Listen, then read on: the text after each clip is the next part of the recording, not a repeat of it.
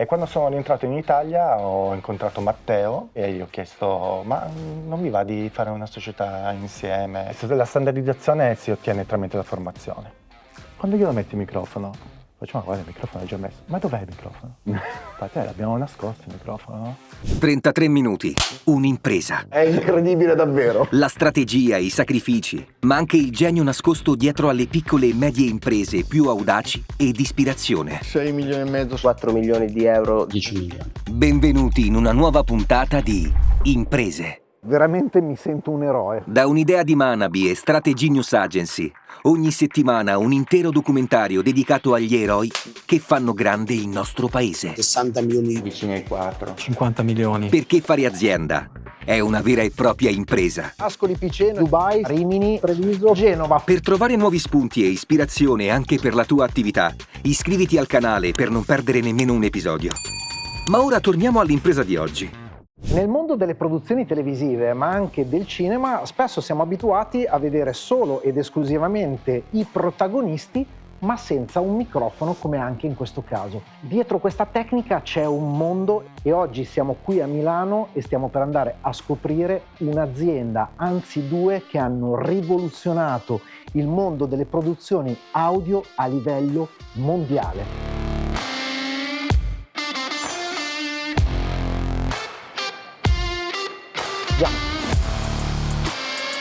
Ciao, piacere di conoscerci. Ciao. Daniele, tutto bene? Gabriele, Mattia. Ciao ragazzi. Ciao, piacere. Tutto bene? Questo è il nostro cortile, bello, dove organizziamo anche delle fantastiche grigliate. Davvero? Sì, per fare un po' di community con i ragazzi tecnici. Eh sì, perché oggi ci occuperemo di tecnica, di una particolare tecnica legata al mondo dello spettacolo. Esploreremo il settore della sonorizzazione di location, che detta così sembra una roba strana, ma in parole povere è quella tecnica specializzata nella presa diretta dell'audio durante le produzioni televisive e cinematografiche. A svelarci questo mondo sarà Turi, uno dei soci di Soundfish, che ci spiegherà come hanno rivoluzionato il settore e siano diventati un punto di riferimento per le produzioni internazionali come Top Gear, X Factor, MasterChef e tante altre. Ma non solo, Turi ci spiegherà come dalle costole di Soundfish sia nata Viviana Sound Solutions, un'azienda che si occupa della produzione e della vendita di accessori innovativi per questo affascinante ma poco conosciuto settore. Ma questa è un'impresa che ha originato una vera e propria impresa? Scopriamola insieme. E niente, questa è la sede. Fantastico. È divisa, c'è questa parte che è Soundfish, no? Sì. Questa è tutta questa parte qua. Ok. Questa se la chiamiamo social table, dove i tecnici vengono qua, possono provare tutte Sì. le attrezzature, magari se devono comprare qualcosa dallo shop hanno Ok. la possibilità di poterle provare. Sì. Poi qua c'è una parte dedicata per le riparazioni della tecnica. La parte tecnica. Poi ci sono tutte le scrivanie dei ragazzi qua. Sì. Questa è la parte invece Viviana. Ciao, piacere Manabi. Ciao, scusa, Sì. Ciao Manabi, piacere. Benedetta. Piacere. E questa è la parte di Viviana, dove praticamente qua facciamo tutto il packaging dei prodotti Ok, e li spediamo poi da qua sostanzialmente. bellissimo. Soundfish è nata nel 2017. Ok, Io già lavoravo insieme ai miei due attuali soci di Soundfish. Abbiamo lavorato un po' di volte, poi io sono andato su a Londra perché volevo lavorare su a Londra, sono stato su un paio di anni, perché volevo proprio specializzarmi nel location sound. E quando sono rientrato in Italia ho incontrato Matteo, che è uno dei miei soci, e gli ho chiesto: ma non mi va di fare una società insieme? l'idea è partita perché in qualche modo avevate individuato che c'erano delle mancanze nel mercato Esatto, o cose di questo, proprio oppure era solo una voglia di fare qualcosa di vostro? No, vabbè, a parte la voglia di fare qualcosa di nostro, è imprescindibile, perché comunque quando apri una società devi avere proprio quel tipo di energia e quell'attitudine, propensione di voler fare qualcosa, perché sennò sono parecchie difficoltà che poi trovi durante il percorso.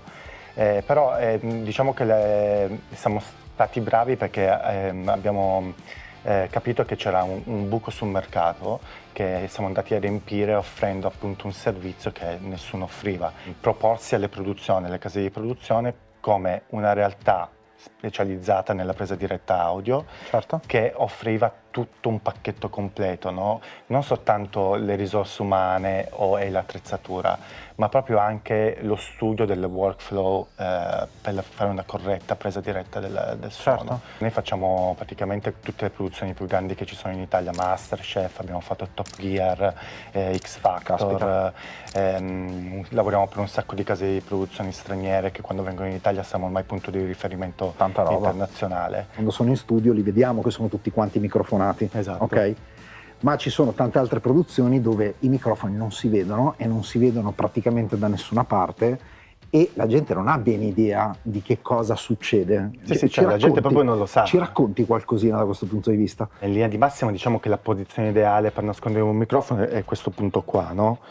Però poi dipende da tante cose, dipende dal vestito, dipende se c'è il pelo, se ha il petto peloso, dipende da tante dinamiche. Vi ho visto nei vostri video che lo nascondete nei colletti, nei colletti, nei tessuti, negli occhiali. Negli occhiali, sì, ci sono 1000 soluzioni in realtà, proprio 1000 soluzioni. Cappelli. E nella maggior parte dei casi nelle vostre produzioni voi lavorate prevalentemente con i microfoni che nascondete addosso o anche con microfoni ad asta, i boom, eccetera, eccetera? Allora, noi siamo estremamente specializzati per poter nascondere i microfoni, uno dei motivi per la quale ci chiamano, insomma, noi per dirti, adesso ti racconto come abbiamo fatto prendere Masterchef, perché mentre lavoravamo su Top Gear, dove i personaggi in Italia erano che faceva anche Masterchef, c'era il capoprogetto che a un certo punto mi guarda e mi fa, vabbè, quando glielo metti il microfono? Faccio, ma guarda, il microfono è già messo. Ma dov'è il microfono? Infatti l'abbiamo nascosto il microfono, no? Ma come l'avete nascosto? Noi su Masterchef siamo abituati che i microfoni sono a vista. Questi conigli attaccati fuori, no, noi li nascondiamo. E il capoprogetto che faceva anche Masterchef, no, adesso voi dovete venire su Masterchef e ci ha portato a lavorare anche su Masterchef, proprio perché abbiamo introdotto questa cosa nel nascondere i microfoni, no? Mi ricordo una volta proprio con che avevo il petto rasato, e quando c'è il petto rasato è veramente la fine. Se indossi una maglietta attillata e gli chiedi la cortesia di rasarlo, che grattano. Esatto, perché tu muovi e il pelo gratta sul tessuto e non ci sono soluzioni in quel caso. E fu estremamente gentile, perché poi lui è anche un grandissimo professionista. Però a volte invece ti trovi anche a che fare con dei talent che non ne vogliono proprio sapere, cioè nel senso. E quindi anche avere la capacità di riuscire a convincere, è un lavoro anche molto che ruota intorno alla psicologia, no? Su X Factor ci sono almeno 4-5 fonici che lavorano in contemporanea, no? E tu quando chiami i singoli, ognuno ha la sua attrezzatura, ognuno ha la sua idea. Esatto. Invece noi abbiamo portato proprio un metodo e una compatibilità a livello di attrezzatura che praticamente tutto diventa intercambiabile. Abbiamo proprio creato un workflow lavorativo estremamente versatile.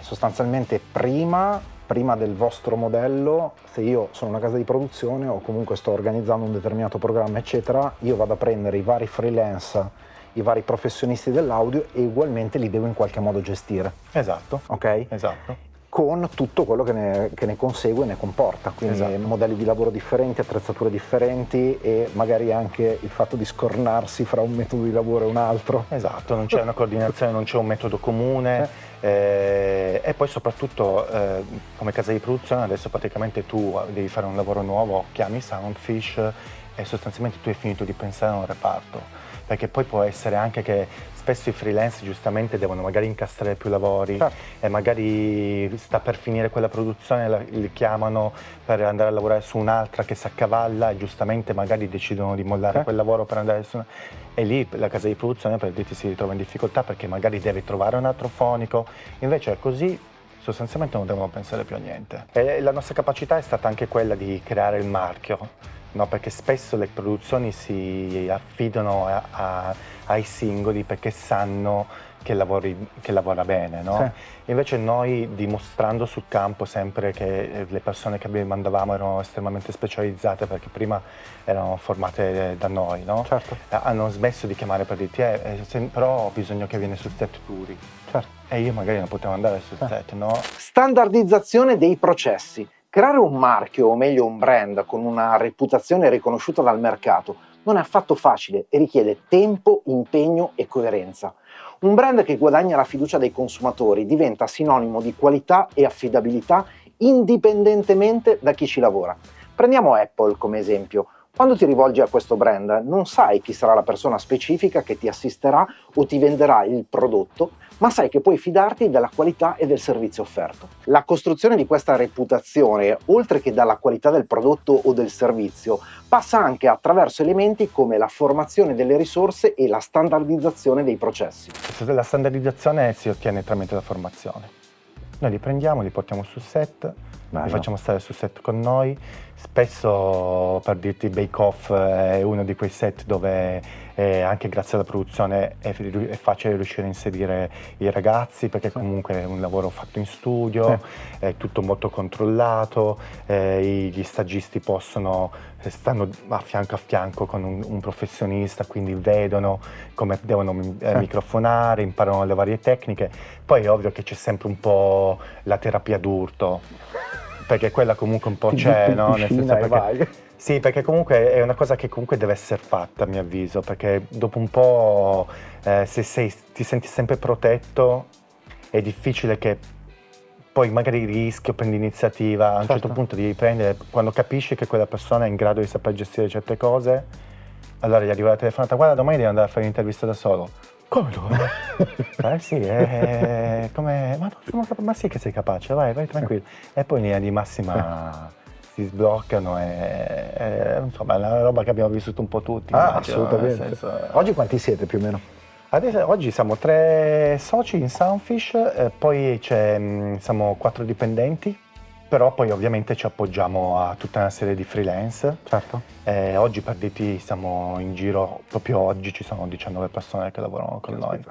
Nel 2018 a me è venuta questa idea di iniziare a produrre e sviluppare accessori che servono per il settore dell'audio, no? Perché mi è venuta questa idea? Perché noi con Soundfish continuavamo a comprare accessori. No, allora ho detto: ma scusa, ma perché dobbiamo continuare a comprare accessori quando magari possiamo produrceli? Magari possiamo soltanto utilizzarli internamente, però potrebbe diventare un business questa cosa, no? Anche perché suppongo che a quel punto mi progetto l'accessorio secondo le mie esigenze. Esatto. Che il mercato magari non sta soddisfacendo in una determinata maniera. Difatti tutti gli accessori che sviluppo sono principalmente di sviluppo, perché io sono in primis un fonico che lavora sul set e quindi capisco quali sono le mancanze o di cosa ci sarebbe bisogno che non c'è. E lo sviluppo, capito? E anche per quello che un po' funzionano, perché effettivamente li provo personalmente io sul campo per almeno 3-4 mesi, a volte anche 6, prima di introdurli effettivamente, no? Certo. E anche se i prodotti sono già presenti sul mercato, bisogna essere sempre in grado di trovare quella qualità del prodotto che faccia sempre la differenza rispetto ai competitor.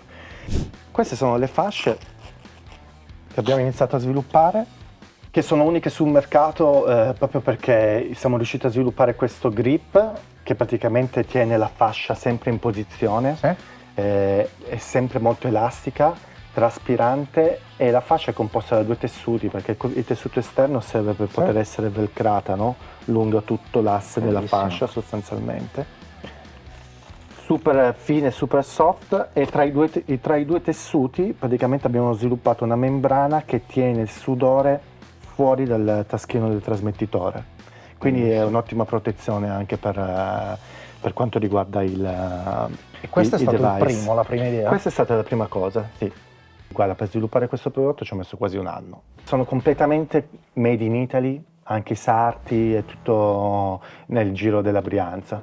Ci sono varie fasi durante lo sviluppo di un prodotto. Allora, intanto riuscire a fare il primo prototipo, quindi magari trovi il tessuto, trovi il tagliatore, che non è facile da fare questa cosa, perché in linea di massima la cosa più complicata legata allo sviluppo e produzione di prodotti è essere in grado di sapersi costruire una supply chain, no? Quindi in linea di massima, quando tu vai da un fornitore e ti presenti, la prima cosa che ti chiedono è: chi sei? Ciao, sono Daniele Turi di Viviana SRL. Che cosa vuoi fare? Voglio fare le fasce. Ok, di che tessuto hai bisogno? Ho bisogno di questo tessuto, perfetto. Di quanti metri hai bisogno? Ovviamente sono tutte le domande che uno all'inizio come fa a rispondersi, no? Boh, che ne so. Vabbè, all'inizio allora inizi col nero per esempio, no? Con le fasce, perché il nero è sempre un colore che c'è in stock, allora prendi i piccoli pezzi. Quando poi ho capito che ero riuscito a fare la fascia come la volevo, ho chiamato il fornitore e ho detto, perfetto, la fascia funziona, ho bisogno del beige, del bianco, del marrone e del nero. Perfetto, il nero puoi prendere quanti metri vuoi. Tutti gli altri colori devi prendere almeno 500 metri per colore. Ma io cosa me ne faccio di 500 metri di Se poi non tessuto vanno. alto 1,20 m, capito? Le pezze sono gigantesche. C'è un competitor inglese che è stato uno dei primi ad introdurre questo tipo di fasce, e un competitor americano che è stato il primo in assoluto a introdurre le fasce sul mercato. Hanno subito cercato di spaventarmi mandandomi mail dagli avvocati, non puoi entrare sul mercato, bla bla bla. Però sostanzialmente non mi sono fatto spaventare, sono andato avanti. Sono stato a Londra 2 settimane fa per una fiera e hanno premiato questa fascia Tanta roba. come miglior accessorio del 2024. Tanta E roba. vincere un premio a casa dei competitor è stato molto goduria, proprio goduria piena. Sì, proprio. sì, devo essere sincero, sì, Bravo. è stato molto soddisfacente. Quali sono state le azioni proprio per riuscire a iniziare a distribuirla, a venderla, eccetera? Ho fatto un video su un set, l'ho presentato sul mercato e l'hype più grosso, devo essere sincero, me l'ha dato il mio competitor, no? Perché ha iniziato a ripostare, anche lui sta facendo le fasce, bla bla, e tutti, allora si è creata veramente una cosa così grossa. Quindi è stato lui a portarti traffico, Sì, in è realtà. stato lui, esatto, sostanzialmente. Fantastico. I negozi hanno iniziato a scrivermi perché potevano vedere le fasce. Grossa parte del mercato dei prodotti Viviana Sound Solutions me la sono costruita tramite Instagram. La vera credibilità me la sono costruita presentando sempre dei prodotti innovativi e di alta qualità, che questa è una cosa fondamentale. Certo. Ma poi soprattutto perché le persone hanno iniziato a invitarmi alle fiere. Faccio un programma che si chiama Little Big Italy, che è sostanzialmente un programma che mi porta a stare in giro per il mondo per almeno 3 mesi l'anno. Questa cosa mi ha dato la possibilità di Girare, certo. relazioni pubbliche, Sì. andare a trovare ogni singolo rivenditore di persona, e questa cosa è fondamentale. Sei partito direttamente in inglese, che era la cosa che poi mi ha colpito, o sei partito prima in italiano poi hai switchato in inglese? No, direttamente in inglese. Ok. Direttamente in inglese perché comunque sapevo che il vero mercato era quello straniero. L'Italia, per carità, è un mercato ma più piccolino, cioè il mercato principale soprattutto per Viviana Sound Solutions sono gli Stati Uniti, l'Inghilterra, Francia, Germania. Il mio settore è diverso. Quante volte mi sento dire sì, i social, Facebook, Instagram, TikTok vanno bene per determinati settori, per settori che si rivolgono ad un pubblico giovane, generalista, a chi ha improntato la sua attività online, ma il mio settore è diverso, nel mio settore non funziona. E io non mi stancherò mai di dire che non c'è nulla di più sbagliato. Non esiste il settore diverso. I Turi, con i prodotti di Viviana Sound Solutions, sono un perfetto esempio. Il loro settore è veramente particolare, una piccola nicchia, eppure stanno scalando il mercato grazie alla comunicazione video su Instagram. Quali sono il prodotto o le tipologie di prodotti che tirano di più con Viviana? Sempre le fasce, sì. Adesso per dirti le useranno alle Olimpiadi di Parigi. Abbiamo fatto altri prodotti molto innovativi, uno degli ultimi che abbiamo introdotto si chiama Viviana RF Saver. Ogni volta che praticamente l'antenna del trasmettitore tocca la pelle, tu hai un problema sul segnale radio, no? E noi eravamo soliti per risolvere questo problema attaccare i nastri intorno all'antenna, mettere le spugne, che non erano delle soluzioni proprie. Poi comunque quando ti trovi di fronte, non lo so, un attore comunque con una certa fama, no? Vedere che sei lì che magari usi le spugnette, magari ti viene anche da dire ma sei un professionista, cosa stai facendo? Era un prodotto che non esiste sul mercato, che abbiamo introdotto con Viviana Sound Solution, e sostanzialmente le devi inserire dentro l'antenna e l'antenna sta in mezzo al prodotto ed anche se tocca il corpo non hai più problemi. Durante il Covid ho iniziato a sviluppare questo prodotto che si chiama Viviana Cloud, che consiste di due parti. C'è un device che tu praticamente colleghi direttamente al recorder, Sì. ok? E poi c'è l'applicazione che sostanzialmente ti permette di poter uploadare tutti i tuoi file video istantaneamente sul cloud. Hai la possibilità intanto di avere la sicurezza estrema dei tuoi dati, anche se qua ritorna il legato all'essere conservativi dei fonici che dicono no, addio il cloud è troppo pericoloso, quando invece in realtà è la cosa più sicura che abbiamo, perché quante volte capita che una scheda sia corrotta? E poi alla fine quelli stiamo parlando veramente i soldi sono quelli, poi alla fine non l'è girato.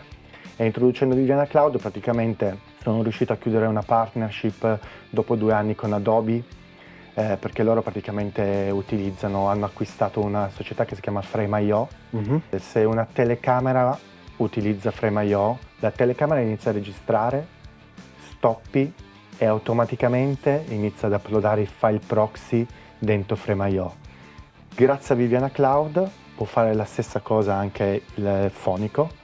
Quindi che cosa succede? Che praticamente all'interno della cartella del progetto si uploadano contemporaneamente sia file audio che video, e tu praticamente utilizzando Adobe Premiere Pro prendi la cartella, la importi dentro l'editor, si scompatta automaticamente la cartella con i file che si sincronizzano automaticamente e praticamente tu puoi iniziare ad editare istantaneamente, e questo è un valore aggiunto. Tanta roba. Io ho quest'idea che nei prossimi 10 anni non avremo neanche più bisogno dei registratori audio.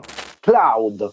Un momento, facciamo un po' di chiarezza per i non addetti ai lavori. Quando effettui una registrazione audio-video, quello che stai registrando finisce su una scheda di memoria simile a questa. Finito di girare, inserisci questa scheda nel computer, copi tutto il materiale e spesso ci vuole molto tempo. Importi il materiale nel programma di montaggio e finalmente sei pronto per iniziare a fare il montaggio. Grazie al cloud tutti questi passaggi vengono eliminati. Tutte le clip che giri vengono direttamente spedite sul cloud, che non è altro che uno spazio di memoria accessibile via internet, e sono istantaneamente disponibili per essere editate. Mi viene da pensare che in realtà voi con entrambe le aziende abbiate creato dei nuovi standard in qualche modo che prima non erano propriamente in questa modalità. Può essere, questa è una giusta osservazione, può essere che magari siamo stati in grado di saper creare uno standard per quanto riguarda Soundfish, soprattutto sulla metodologia e la qualità della registrazione audio in presa diretta. E dall'altra parte penso che io sono stato bravo a riuscire a creare un marchio che quanto riguarda Viviana Sound Solution, che adesso è un marchio riconosciuto a livello mondiale.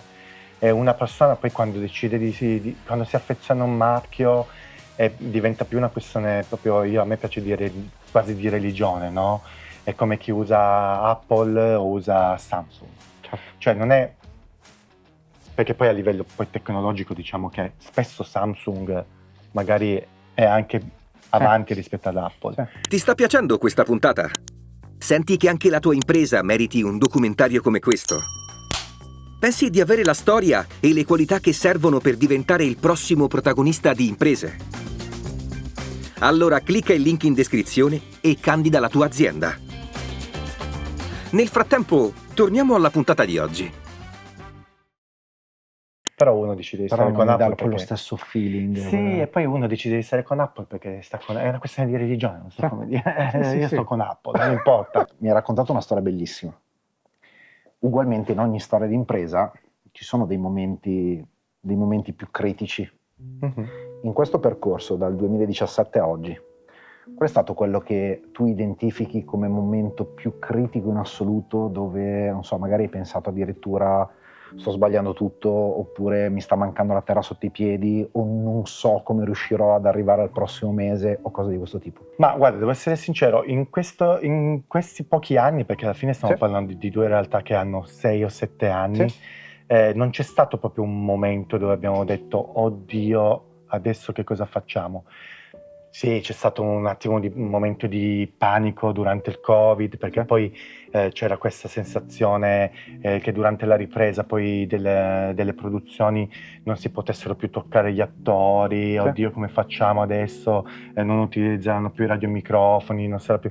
Invece poi è una cosa che è rientrata assolutamente. Diciamo che la vera difficoltà sta a volte nell'avere a che fare con dei competitor per quanto riguarda Sunfish che sono molto aggressivi sul mercato e quindi magari ti vedi portare via dei lavori dove tu magari ti aspettavi magari che ci fosse un pochettino più di meritocrazia, però invece comunque giustamente o non giustamente diciamo che comunque le dinamiche di mercato portano sempre nel far scegliere le produzioni quello che gli fa spendere meno, però anche rispetto a questa dinamica che a volte fa soffrire perché tu dici ma come ho fatto questo lavoro, ti ho messo tu su tutto l'impianto, siamo andati benissimo, adesso decidi di andare da un altro semplicemente perché magari ti fa un pacchetto camere, audio, post-produzione tutto insieme. Però spesso le risposte ci sono arrivate sempre dalle case di produzione perché tutte le volte che magari devono di cambiare fornitore, l'anno dopo ritornavano da noi. Però devo essere sincero che anche grazie ai social media stanno arrivando tante case di produzione straniere da noi che compensano quelle che sono le perdite poi magari che subiamo in Italia. E invece per quanto riguarda Viviana, devo essere sincero, è un periodo di crescita costante. Bello. E non ho ancora avuto un momento dove prima o poi arriverà e ti dirò come l'ho vissuta, però sinceramente adesso non sto mentendo. Durante gli anni è sempre stata in crescita, ancora quest'anno, dove per esempio quest'anno c'è una crisi a livello mondiale perché essendoci tutte queste elezioni i grandi finanziatori stanno aspettando prima di investire i soldi, no? Però Viviana continua ad andare bene. Oggi, pensando a un imprenditore che vuole magari lanciare una nuova attività, vuole aprire una nuova linea di prodotto, oppure magari sta vivendo un momento in cui le cose sta facendo un po' più di fatica a farle girare nella maniera corretta, qual è il suggerimento che ti senti di dare? Aspetta, tra un istante arriviamo al consiglio che Turi si sente di dare a chiunque voglia fare impresa. Prima però cerchiamo di riassumere le lezioni più significative che abbiamo appreso da questa esperienza e che ci fanno affermare che sì, questa è un'impresa che ha generato una vera e propria impresa. 1. Think outside the box. Pensare fuori dalla scatola, uscire dagli schemi convenzionali, avere la capacità di immaginare soluzioni innovative è una caratteristica importante per chiunque voglia fare impresa. Ogni problema ha infinite soluzioni. Scoprire quelle che gli altri non vedono è un'ottima partenza per il successo imprenditoriale.